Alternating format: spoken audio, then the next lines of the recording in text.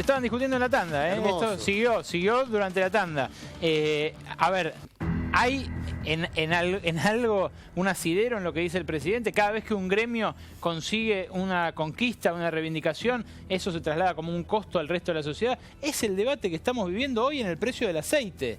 Es el debate que se insinuaba aquí en la tanda. ¿Es así, Yamil, o no es así? No, creo que lo que hay que entender es que cuando los precios no se fijan por una relación entre oferta y demanda, sino en definitiva por la capacidad de ciertos grupos de presión.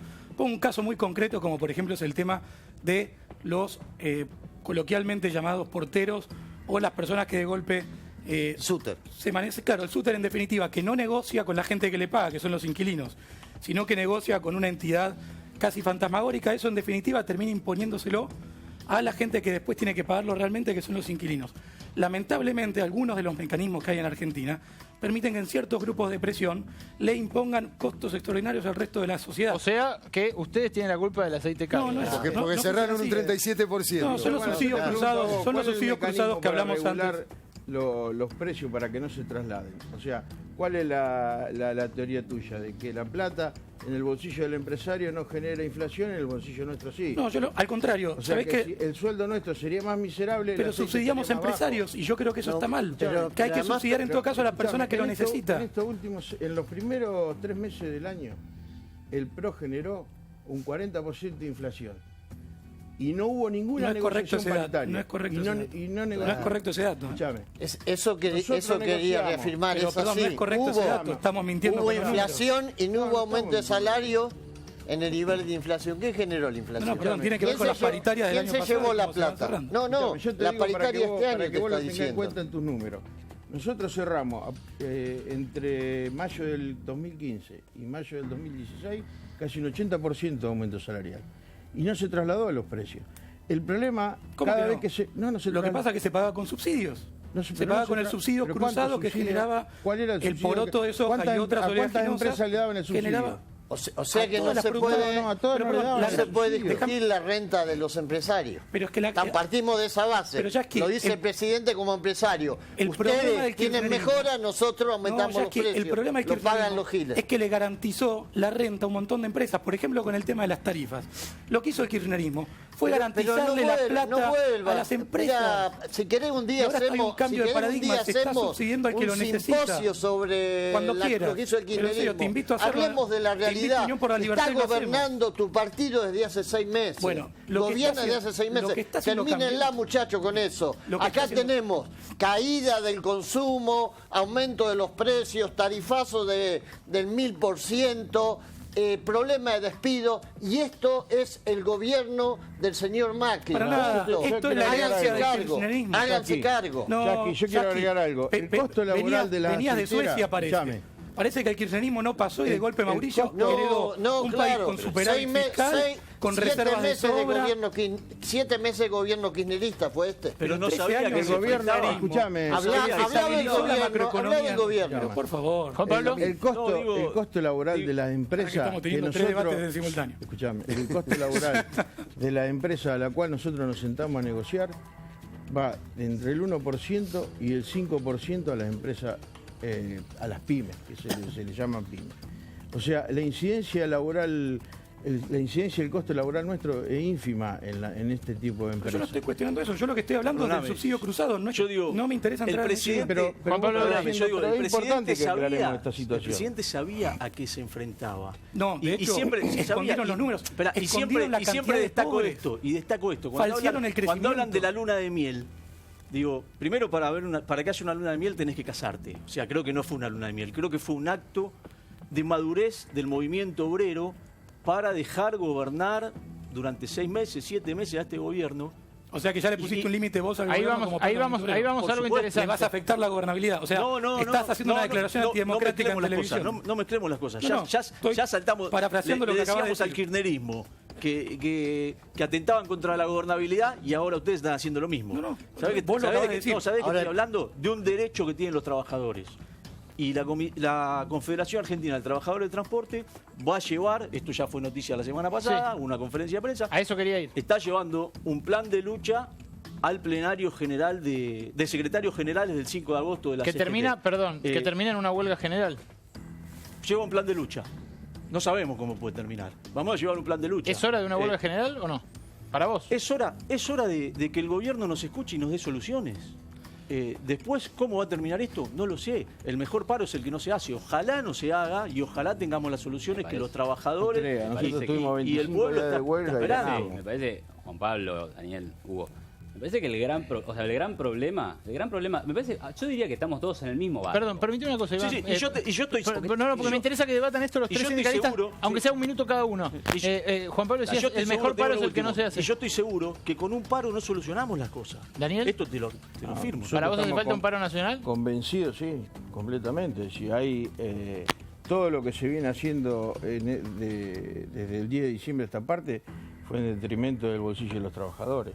Es decir, acá no hay tregua posible para mí, pero esto no quiere decir que yo quiero que se vaya el macrismo, ni tampoco los 25 días de paro que hicimos en el kirchnerismo quería que se vaya el kirchnerismo. Simplemente nosotros representamos a los trabajadores y la situación que están pasando hoy los trabajadores, y no te hablo de los aceiteros, sino en general, es muy difícil. Juan Pablo, y eso ustedes lo saben. Moyano la semana pasada fue bastante categórico, dijo que no hay respuestas. Sí, insisto, ¿el paro nacional es parte del menú que hoy baraja la CGT a Sopardo? Y sí, por supuesto que ¿puede ser antes del 22 de agosto, antes de la reunificación? Mirá, el 5 de agosto va a estar el plenario que yo mencionaba antes, de secretarios generales, con las 3 CGT, y la Confederación Argentina de Trabajadores del Transporte ya está llevando la propuesta con un plan de lucha, así que veremos qué se decide. Sí, que es muy poderosa, o sea, para el que no conoce, es camioneros, colectiveros, todos los aeronáuticos, ¿qué más? Sí, todo el transporte, somos 20 y pico de gremios del transporte. Le van a ir a decir a la CGT, hay que llevar adelante un plan de lucha, que todavía no decidieron cuál. Sí. Hugo Yasky. Para mí, al otro día del veto presidencial a la ley antidespido, el movimiento obrero tendría que haber convocado al primer paro nacional.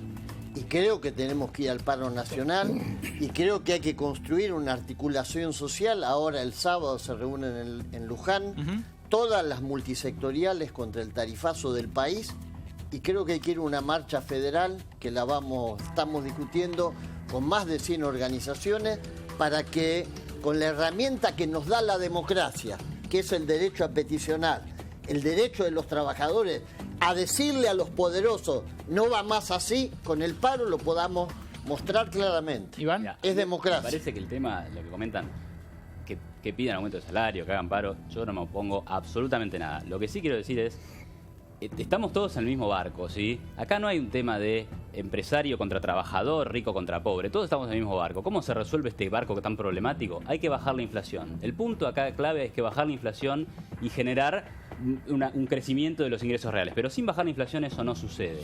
Entonces, y por último, o sea, no nos vayamos de acá con esta idea de que los empresarios contra los trabajadores. Los trabajadores tendrían que pedir expresamente que los empresarios ganen cada vez más plata.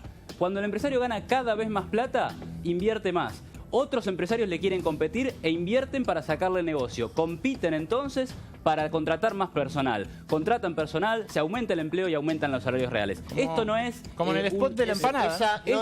Esa es la teoría de la Copa. Esto no es el derrame, esto no es el derrame. Esto es elemental. Eso sabe cuántas veces lo escuchamos. Esto no es el derrame, esto es elemental. Ustedes sí están en el barco y los trabajadores vienen nadando. Quiero hacer solo una precisión técnica. Los trabajadores no tienen la misma realidad que tienen ustedes. Obviamente hay diferencias, pero te digo que como lo vas a resolver es con inversión que genere más producción, que genere más empleo y que mejore los salarios. No hay otra, no pasa de otra manera en ninguna parte del mundo. ¿Y cuál es la inversión? Algo practicísimo. Perdón, me quiero remitir de vuelta. Un análisis que hizo el Banco Mundial sobre las políticas redistributivas en Latinoamérica y descubrió que en realidad hay dos factores que hacen que la gente salga de la pobreza: crecimiento económico y políticas redistributivas. Y de las dos cosas, el crecimiento impacta más en la lucha contra la pobreza que la política redistributiva. Acá en Argentina durante muchos años dejamos de discutir cómo hacer para crecer todos juntos. Y creo que el gran desafío de este gobierno es, con políticas redistributivas, reencaminarnos en el camino del crecimiento.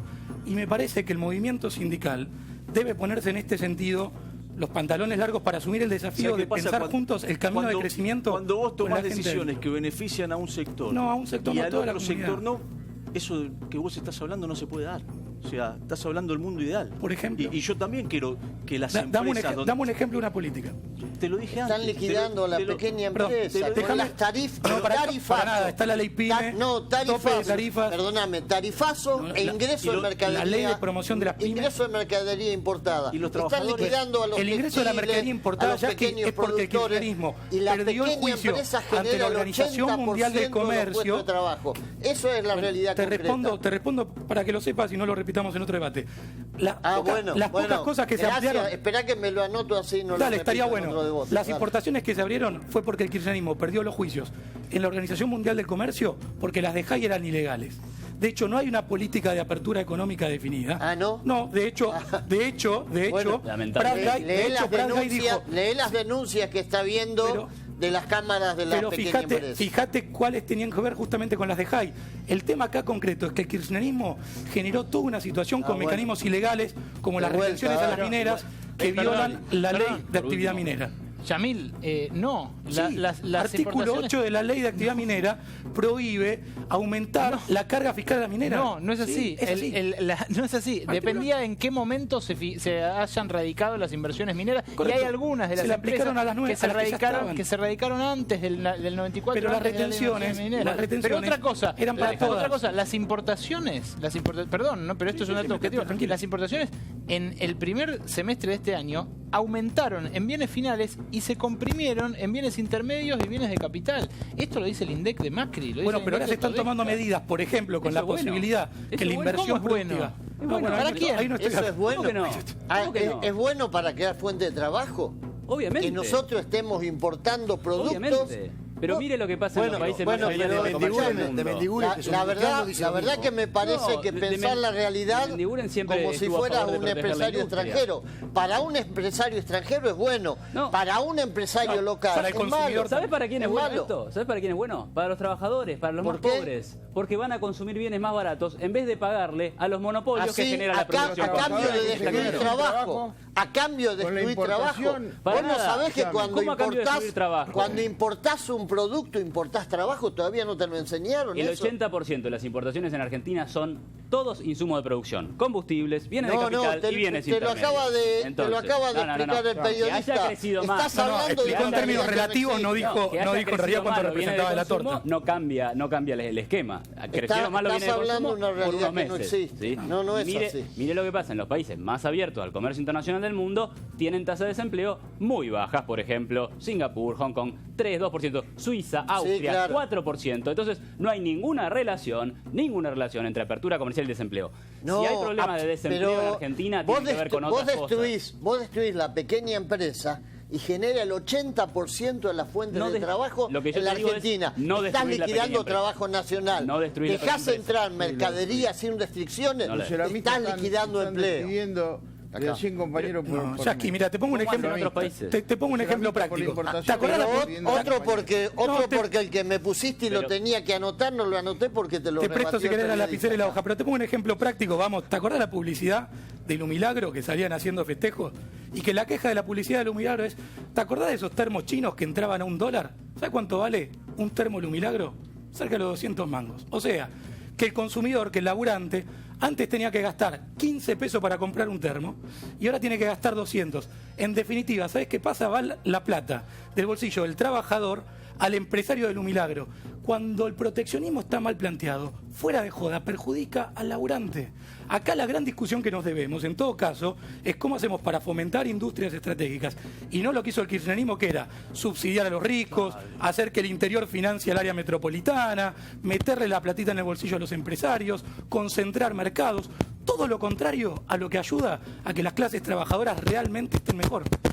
Eliminar el proteccionismo en un país el proteccionismo irracional. El proteccionismo. Destruir pero escúchame, la fuente de proteger el iPhone, que en definitiva en Argentina no se produce, atenta contra la capacidad de las empresas o de los estudiantes de poder acceder a tecnología que le permite ser más competitivos. Primer punto en el que estoy de acuerdo. Yo creo que subsidiar ese tipo de industria no tiene sentido, a condición de que le garanticemos a los trabajadores, por ejemplo, de Tierra del Fuego, la oportunidad de la continuidad laboral. A condición de eso. Pensemos ahora, eliminar todo eso y dejar a la gente... Igual en el sur no se hacen iPhones tampoco. Bueno, evidentemente acá hay una discusión filosófica. Una coincidencia.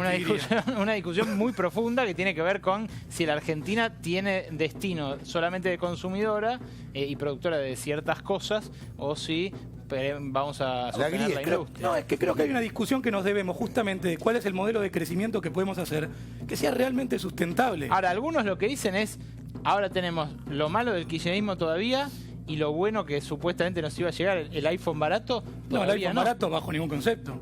No fue en ningún momento, ninguna decisión que se ha tomado hasta el momento permite eso. La única diferencia es que el kirchnerismo subsidiaba un dólar barato, o sea que en definitiva las clases populares con sus impuestos financiaban un dólar subsidiado que permitía que la clase media y alta compre un iPhone más barato. Ahora retomamos que está apasionante, quédate segundos, volvemos.